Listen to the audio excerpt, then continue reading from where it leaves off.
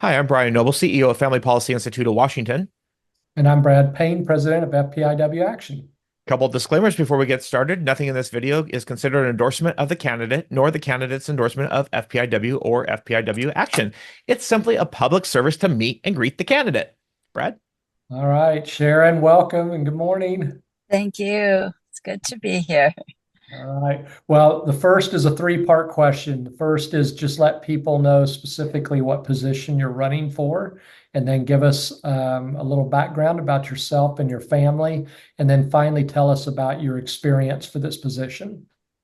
So, first, my name is Sharon Hanek. I am running to be your next state's treasurer, handling the monies of Washington State.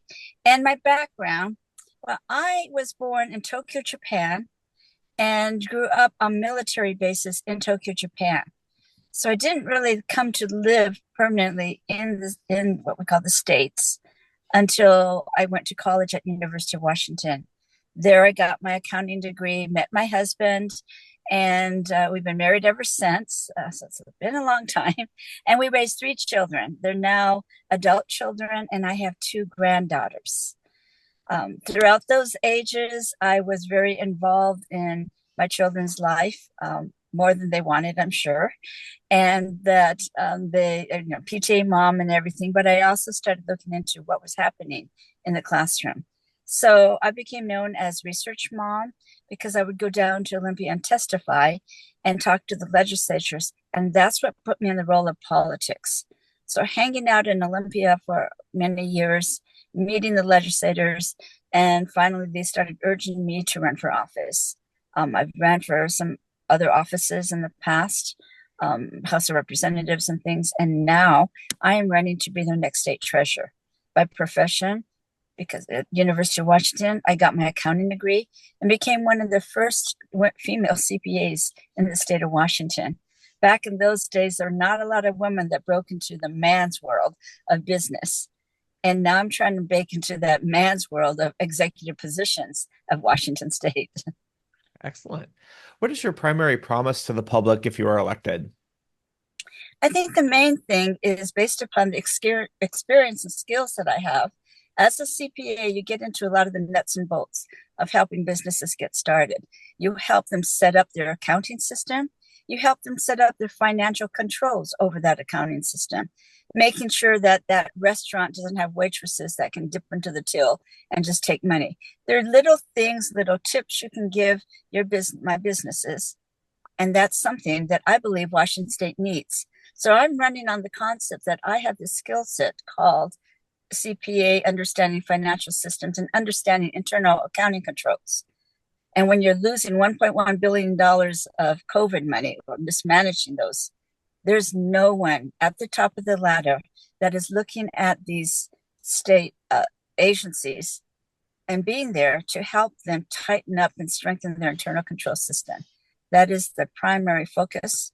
And I'm sure it goes into the next questions. What makes me different from my opponent? Yep, and you can go right on ahead.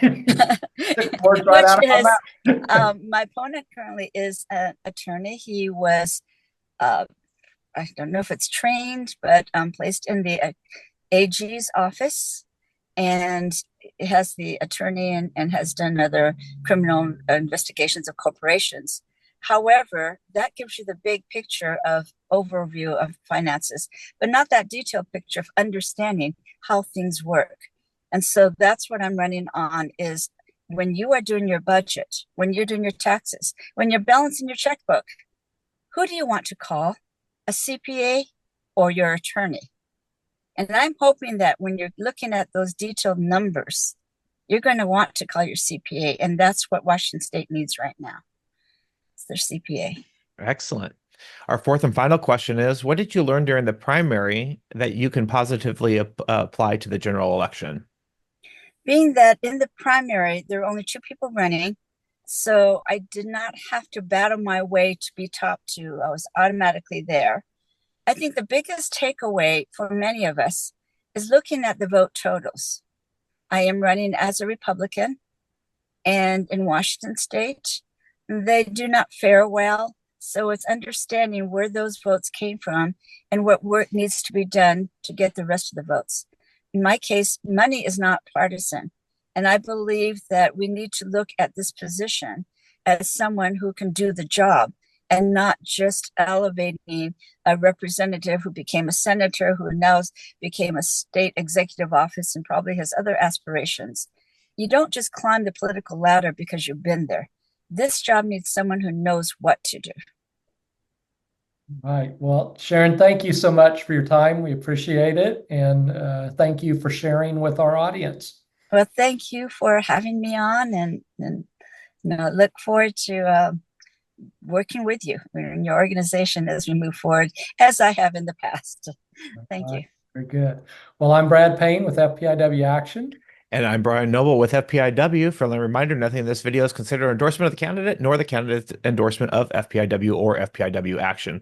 Like we like to say around here, go out there and defend and advance biblical values in the public square. God bless.